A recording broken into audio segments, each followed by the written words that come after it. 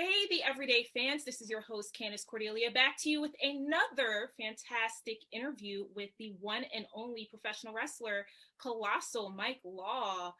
What's up, Mike? I'm here. I'm here, ready to go. We got training coming up tonight. Thanks for having me once again. I look like it looks like a halo above my head, with the lighting. Now that I look at it, It really does. I wonder if that, well, it wasn't intentional, obviously, but, you it, know, it was intentional. Trust me. this is fantastic to touch base with you again. And I know for everyone here at the Everyday Fan, for a lot of our viewership and readership, this might be an introduction to you, but you and I Right. go some years back, pre-pandemic. So talk to me first about what you've been up to. Like, how are things in the world of professional wrestling? It's slowly building back up again. I mean, I think a lot of people struggled overall. You know what I mean? Last year and even beginning this year. But I think it's slowly progressing to the point that we're starting to see more things open up, thankfully, and that just means more opportunities. I just try to keep myself busy throughout that time. And one of the things that was bestowed upon me and definitely honored was the opportunity to be one of the trainers along with Steve Pena and Masha Standovich here at the fall shelter. Yes, yes. Plus, I was in this little tournament called the Super Eight. Oh, we're going to get into that. We're definitely going to get into all of those fantastic things. But first, I want to start with your origin story, where Mike Law Mm-hmm. comes from. You're from originally New York, Brooklyn, and you Right. are a veteran in the game of professional wrestling. I mean, you've been at this for many years. But first off, little Mike Law, where did your interest in professional wrestling first come from as a child? The pre-colossal Mike Law age. I it's funny because everyone talked about like Hulk Hogan being like the guy that got him into wrestling. For me, it was oddly enough, I was a big Hulkamaniac fan. It wasn't even him. I actually watched Randy Savage versus Ricky Steamboat inside of a steel cage at MSG, and that got me hooked. You know what I mean? I mean, even to this day, I still look at the steel cage. It's the one match I've always wanted, I never had, and I still like mark out for it. I still like it. To me, it's still like a kid. Anytime I see a steel cage get put up, I'm envious, but I'm also in awe because I think it's such a cool thing. And I think that after I saw that match, it was like even I didn't know what work rate was. I didn't know what any I didn't know what any of that stuff was. But I was so like it just fixated after a while in the idea of becoming a pro wrestler. Mm-hmm. And I understand you got your start at the age of 15, which is quite young, getting into wrestling. Yeah, wouldn't recommend it. uh, so I had tried out for the wrestling team in Holy Trinity, and I didn't make it. Which was on me. Those guys were training, and a lot of them ended up winning like national state. I just, I think the idea, like I've always wanted to transcend from amateur wrestling into pro wrestling. So since that didn't happen, I met up with a promoter from my uncle. My uncle used to be a referee for this kind of like outlaw company out here in New York called Arena Puerto Rico. He stopped doing it after an incident a few years later, but he introduced me to the guy. His name was Pedro Rodriguez, and I was like 110 pounds soaking wet. And he ended up, inviting me to go train at the gym, which was a church, a broken down church in Bed-Stuy, Brooklyn. And I first person I ever got in the ring with. He won't remember this, but I always will because he could have killed me and he didn't. And I'm always thankful for it. Was Homicide. We got in the ring and he goes work, and I go I'm like what work what like I didn't know what that. I had no idea what anything. I should never have been in the ring at that point. And I slowly got initiated, if you will, into pro wrestling. It was a lot different back then. Um, some of the stuff they did in terms of like getting people prepared was different than what it is now. And that's a lot more systematic, a lot more professional. I'm grateful for it. It taught me to be tough and never back down from anybody. But it was definitely a different experience. It was definitely a lot more hard hitting in terms of like if you messed up, you paid for it and stuff like that. Mm-hmm. That's very intriguing because, as you mentioned, now it seems things are quite different when it comes to training. for a lot of up and comers. But you take that back and go for something as what, you know, the young kids are doing right now with their training. It's hard. I think there's things from modern day training that gets you ready for success that we didn't really have back then, and it wasn't anybody's. It just wasn't the vision. You know what I mean? Like, I know that a lot of the guys that were around that time frame in the Indies didn't like to see a guy like size. You know what I mean? Like, and I understand, because it's one of those things where, you know, they were so used to seeing like larger guys, more muscular guys, either heavy. You know, there was just, it was a big man sport. It really was. You know, and the idea of someone like myself at that time coming in, to them probably wasn't a good look. So they tested you, you know, and it wasn't even my trainers. My trainers tested me and they were rugged and they were tough on me, but it wasn't to the point that they could have injured me, because if they wanted to, they could have, and I would have anything to say about it. But I think the idea back then with some of the guys who come in and kind of just open ring, we had an open ring. You know, they definitely tested us. It wasn't just, that's one thing that, as far as this training school and this training facility, I want to like change from my experience, was the idea of like having a system that allows you to excel not only in the in-ring aspect of wrestling, but in several other aspects of it, you know. And that's something that wasn't, you know, and in all fairness, we didn't have that stuff. We didn't have, the internet wasn't as big of a or popular thing as it is now, you know. Like, you know, doing vignettes, doing promos wasn't as a big thing as it is now. So it was just things like that. I don't trade the experience for anything in the world, because it's made me who I am. I mean, I think I'd be foolish to be like, yeah, you know, like I'm happy. I'm never happy with where I'm at. That's what keeps me fueled to keep working harder.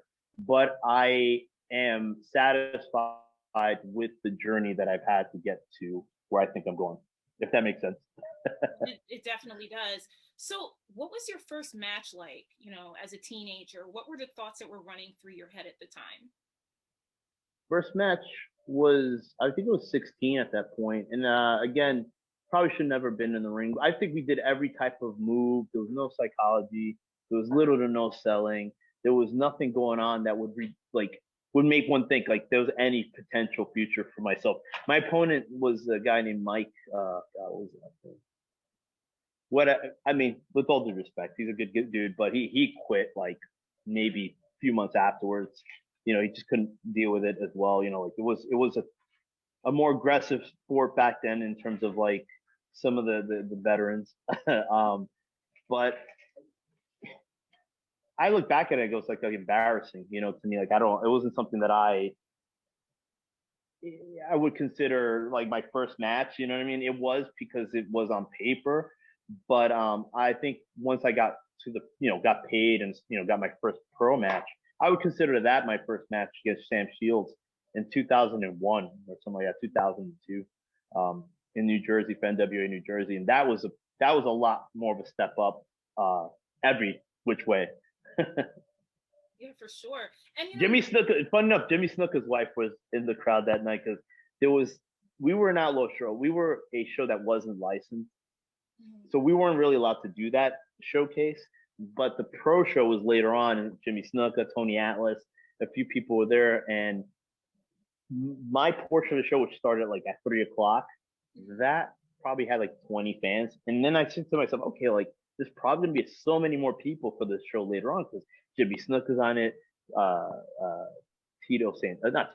Tony Atlas was on it.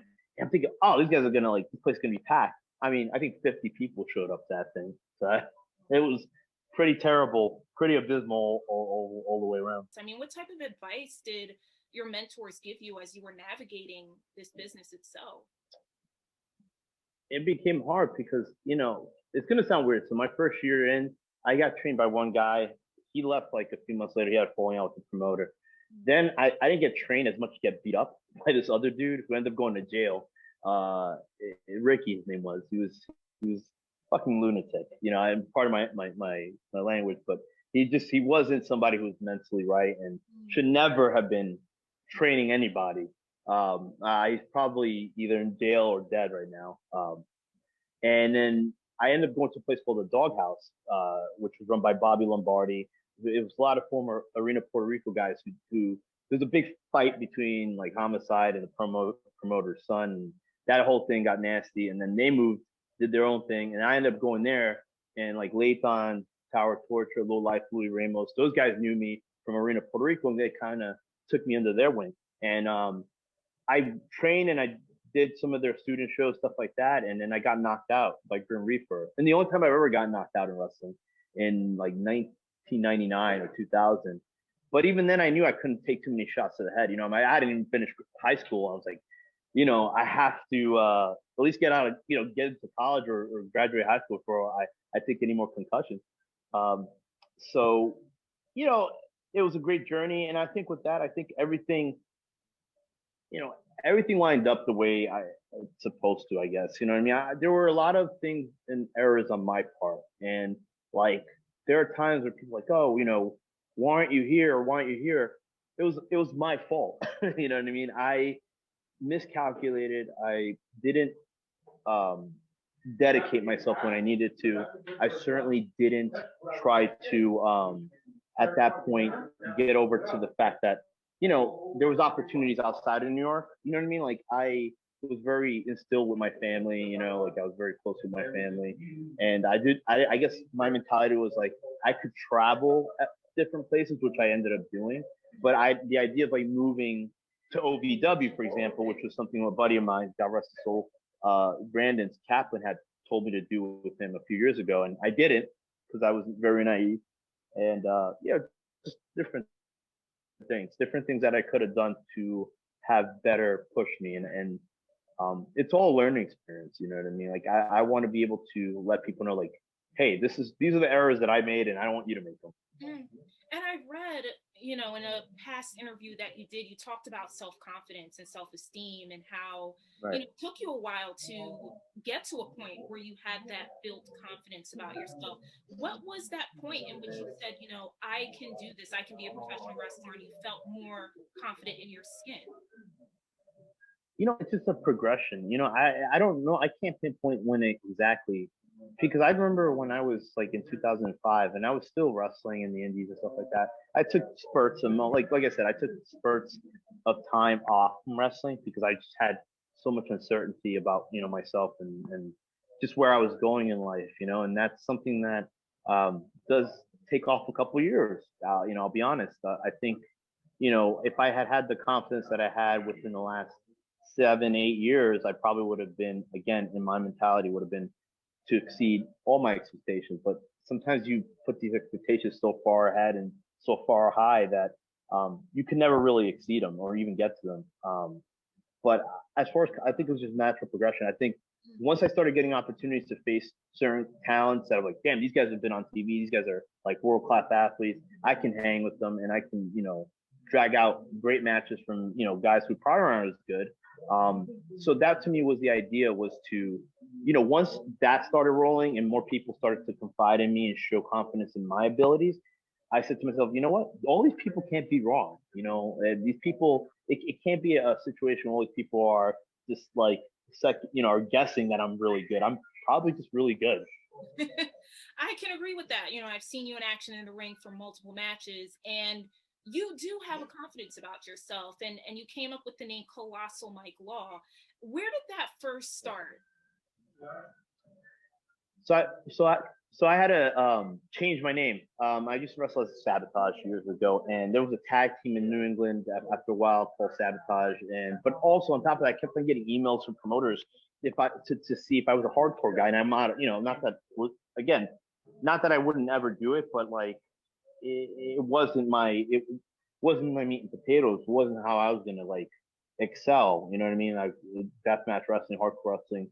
I wouldn't be opposed to ever doing it, but it just wasn't my forte. And so I kept getting a lot of that. And I said to myself, we were coming to the age of like people just using like their real names or using like full names. So at first it was Mike Law because I worked for FWE as a booker and a promoter for them. And so I just used that. And then once I started wrestling in the independents, I had to find something to kind of just showcase who I believe I am. And I've always had the mentality, even as a young kid, that I remember I used to get into fights in school with the biggest kids. I would purposely try to fight the bigger kids because I had like a Napoleon complex, you know.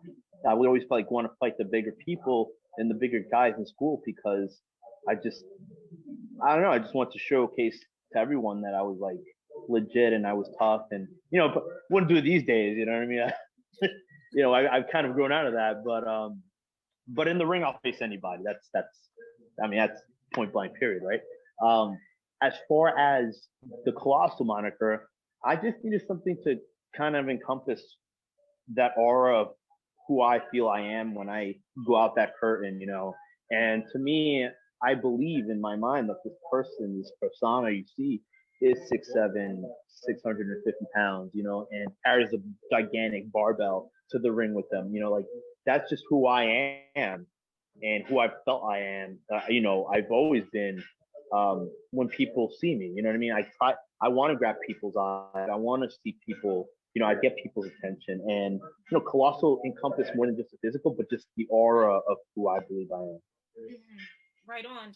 And I want to fast forward, you know, right up until about a year, you know, prior to COVID. You were on a roll, you were having a ton of matches, you know, things were happening, and, you know, then COVID comes about. How was that for you as a professional wrestler, you know, being on a roll with having all these matches and traveling, and then all of a sudden things just, you know, came to a screeching halt? Halt. Yeah, I think it's one of those things where you kind of have to prepare yourself with that. You know what I mean? It sucks because I remember talking to promoters in Mexico and doing you know we were discussing doing a small tour in Mexico, which is something I've always wanted to do. You know, promotions in Canada as well that were just being so cool with us and letting us, you know, have those opportunities. And you know, who knows what would have become if those opportunities had gone through, you know, without the whole world shutting down. But I always say to myself, like, there's injuries too, you know, like think about situations where, you know, someone who's having a banger of a year, they get injured, next thing you know, they're gone for a year, you know. So um, again, I put blame on myself with a lot of things. And I think for me was the fact that I let myself go. You know, my mom passed away last year, January 26th of last year, and you know, I think I kind of fell into some sort of like groove of just not caring as much, and I ended up just eating terribly, not exercising. And I also thought that the lockdown was gonna be like 3 weeks, it ended up being like 6 months, and then I came back, and you know, and I've progressed since then, but I think you know, I did a lot of damage, and it was hard to overcome it. I won't lie, like I was mentally defeated, and more so myself. I mentally defeated myself. I got in my own head. I just started probably thinking a lot more negatively than I. And anyone who knows me knows I'm a very positive person, and I always maintain that. But it just, you know, like anything else, the biggest detractor I'll ever have will be the person that I look like in the mirror. But you know what? And I'm sorry to hear about your loss, Mike. Seriously, one thing that stood out for me with your career of was, you know, late last year, the suicide dive chair spot that you did, which went viral to the point where the one and only Jim Cornette, you know, on his podcast talked about it. So first of Right. all, walk us through exactly, you know, what were you thinking when you were about to take that dive? You know, what was going on in that moment?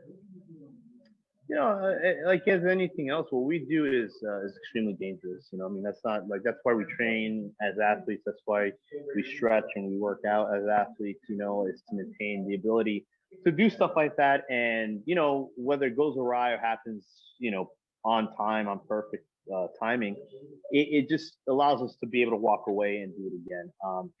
I think it definitely was spectacular, and it looked and sounded a lot worse than it really was. You know, listen, I pride myself on the fact that I finished the match and I wrestled the next day in Massachusetts. So it didn't put me out. You know what I mean? And what I was thinking is, I think it was the idea that okay, like 2020 was a bust for everybody, and I saw myself as having an opportunity within this match with Joy being on IWTV as showcasing like, okay, this is what we can do to a broader audience than ECWA has had in quite a while. And I was like, let's go out, man. I mean, Joey's a tough competitor, man, and I give him the props because he's a heavy hitter too. He's very underrated. So, I know I don't often say nice things about him, but I'll say that about Joey Ace.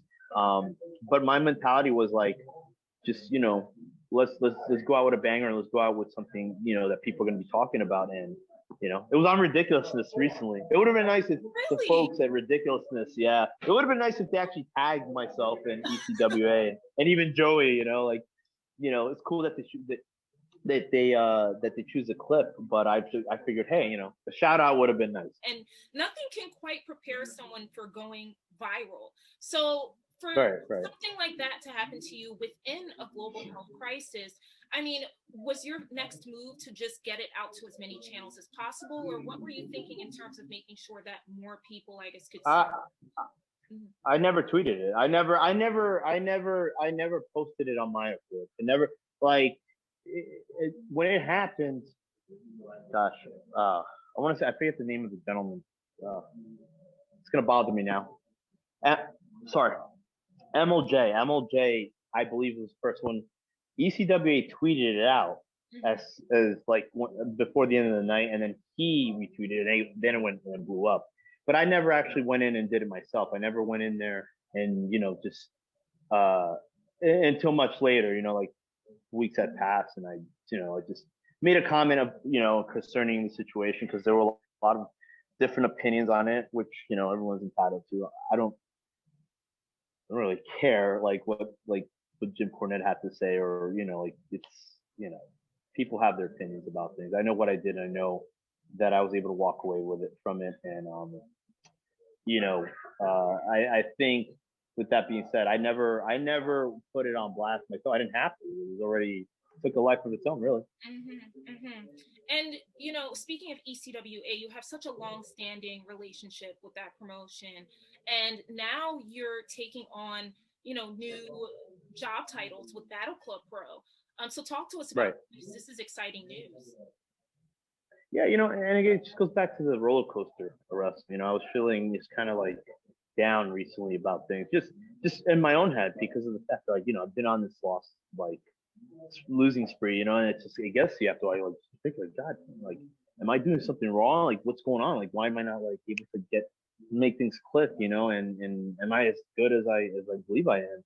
And so you have stuff like that happen on a regular, and then footage comes out, and it's it's toggles is top, I'm losing this guy and I'm losing, and it's just it does take a toll on you from mentally because you're like, shit, maybe I'm not as good as I thought I was, and and I think after the Super 8, which to me was heartbreaking because I really had my mind set this is my time, my opportunity to showcase to everyone that I'm the best, and I mean it just wasn't, what I mean, it just wasn't that my night. In many ways I was very disappointed with myself, and I think a lot of times when I look at myself from those standpoints, that's where the disappointment is, what I mean, could you look better? Could you be better? Could you move better? Can these little intricate things, about how you present yourself, stuff like that I don't know if the normal average person looks at. I know I do. I'm a perfectionist like that. But I had been talks with Joe and Elliot about it. They kind of made the announcement, and everything from being one of the trainers here with Steve Pena and Masha Simon, who are great. They're going to be great trainers as well. To commentary with Battle Club, also doing some of the scouting, stuff like that. I've done this stuff previously for other companies. I never broadcasted it because I'm just a very private person with business and stuff like that. And there's things that people don't need to know, and I don't, and I can always know somebody, I've been doing this long enough, and I've been a fan of this business, and then just everybody from the Ricky Steamboats to the Ricky Mortons to Bob Backlund, Ric Flair, Terry Funk, Shane Douglas, Steve Austin, all these guys that I've seen as a fan, but then as I saw progressing to the Eddie Guerreros and Dean Malenkos and seeing what those styles were, and Chris Benoit, stuff like that. You look at all these different talents, and it's okay, I can pinpoint what I think is something that people will like, and I present it as such. These are the pros of this individual, these are the cons of this individual, and let the promoters, make that decision. I'm just here to be that helping hand when it comes to that sort of thing. So what can we expect, in the near future going in, especially into a new year? I mean, now things are opening up.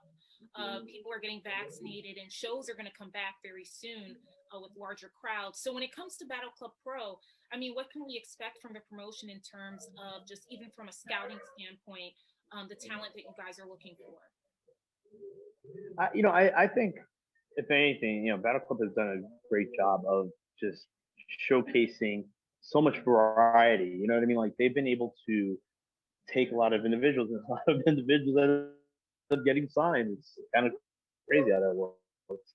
But they've been very good at being able to secure and notice, talents that differentiate from everyone else, and just different reasons why they're performing for Battle Club Pro. So to me, I there's certain things that I look at and qualities of an individual that I look at when I used to promote and do and produce my own events, that I think can be of help.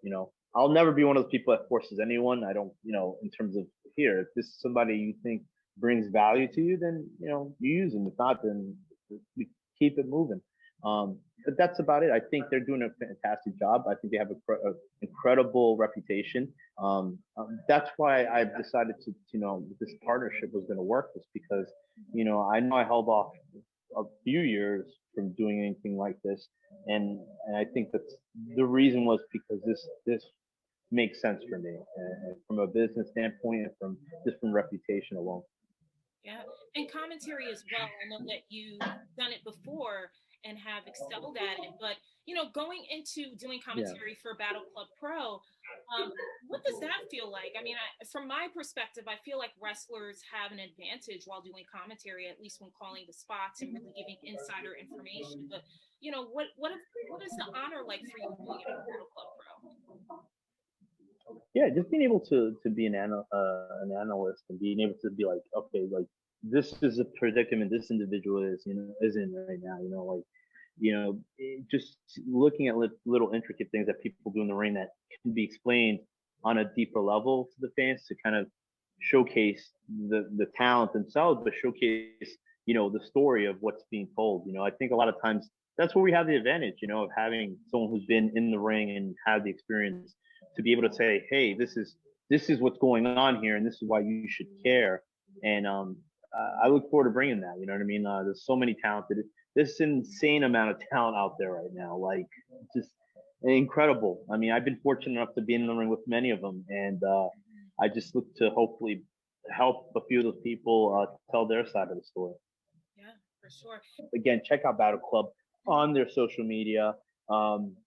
They always deliver a great show. I love that they invest in their product, and in just the production of the shows, because that's something that I hope more companies do, as we let the floodgates open again, and I'm happy to be a part of it.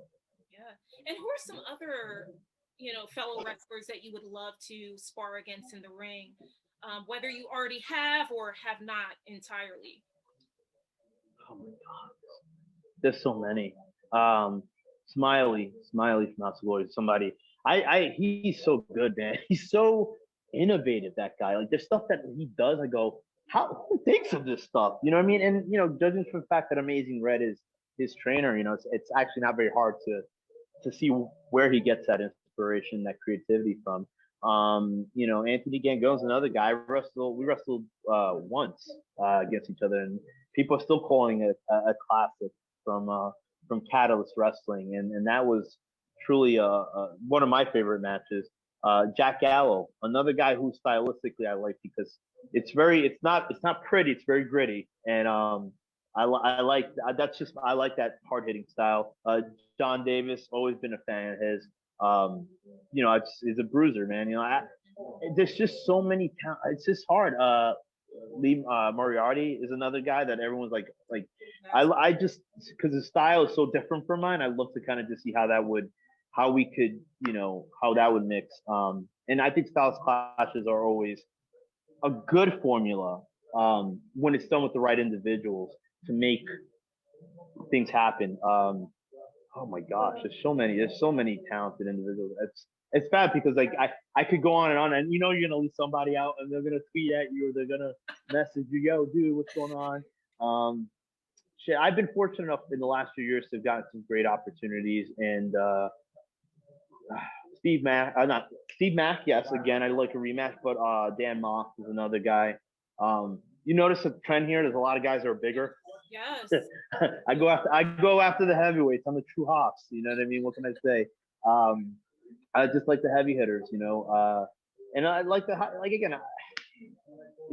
There's so many like if you're here's the thing I'm gonna say about pro wrestling and indie wrestling in general. There's something out there for everybody. It doesn't look like it sometimes because I feel like some of the cards blend in together where it's almost the same style. And I feel like that needs to be something that people need to get away with. I think a lot of promotions are comfortable with the idea of like, oh, this is hot right now. This is a style that's hot right now. Let's just give them all that and nothing else. But I think there's an opportunity right now more than ever to get people to be like, okay, this guy has a different style from what I'm used to watching, but I enjoy it because it's different. And it can be done, and it has been done. But I think it could be done on a grander scale and give the opportunity to guys and girls that you normally wouldn't see on a bigger stage be able to do that. You know. Mm. And speaking of styles and trends, over the course of several years, we've seen a trend of the high flyers, the smaller guys getting on the cards more, and it seems as though they were getting, or still are perhaps getting, more of the spotlight versus bigger guys. What are your thoughts about that? Because it seems to still be a controversial topic in wrestling to this day. Like anything else, if you're trained and you can, do this at a high level and you can do it without, someone not being able to wrestle for the next 3 weeks, then I'm all for it. You know what I mean? I always believe that wrestling has its audience and it can, there's different things like the three-way circus idea where you have, I would like, to me personally, I've always been a fan of, but that's just me as like, so my mentality is like, I always thought I was that dude that was 6'7", 651. So I'm a big fan of like legitimate hosses that can go, you know what I mean?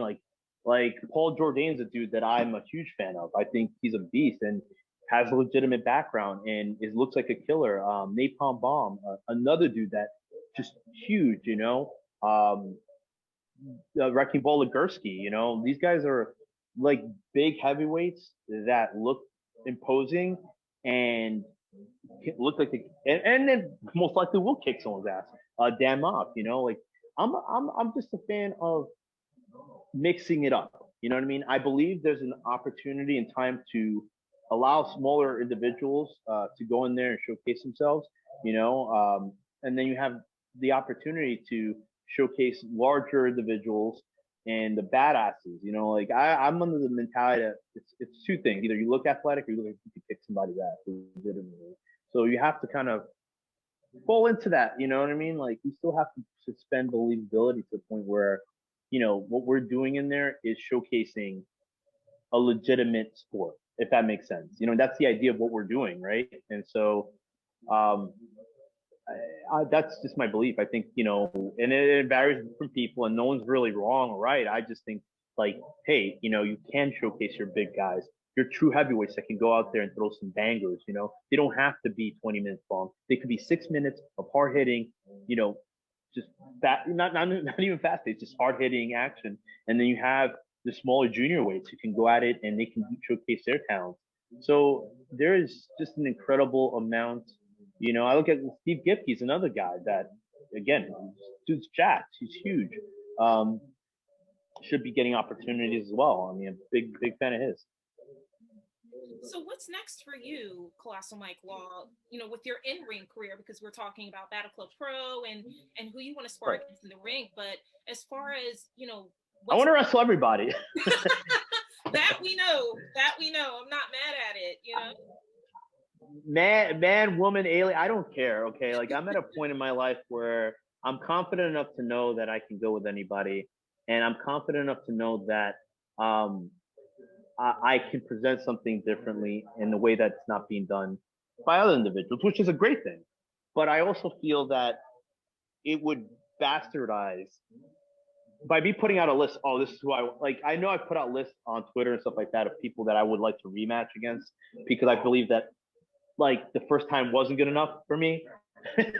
Like Matt McIntosh is a guy that I had a banger with a few years back that I'd love to go against because I think we're both two different individuals at this point. Um, I just want to be able to showcase to everybody that um, that I'm, I truly believe I'm as great. I don't want to sound egotistical, right? Like, but that I can definitely deliver on whether it's the first match or the main event, And as far as what's coming up next, who knows? Like, um, I'd like to travel in silence. I like to go and put my head down, and just, continue working, making the contacts and networking that I've done for a while, and who knows what I'll end up next. I'm just here for the journey. I mean, I'm here to enjoy the journey, and wherever it may take me, we'll see what happens. We sure will, but I have no doubts that we're going to see more great things coming from you, Colossal Mike Law, and you have a bright future ahead. There's a lot more in store, I believe. So we're all rooting. As bright as this shirt, like even brighter, even brighter. It's ridiculous. I purposely bought it because it was ridiculous. And that's why we love you. Thank you so much. This was a pleasure to talk with you again. It's been so long, but I know we will meet very shortly as things are opening up, crowds are coming back. Yes. Let's not let it be two more years, right? From the last time. I know. And follow me on Colossal Mike Law. It's very easy. It's across the board on Instagram and Twitter. And you can also purchase any merch.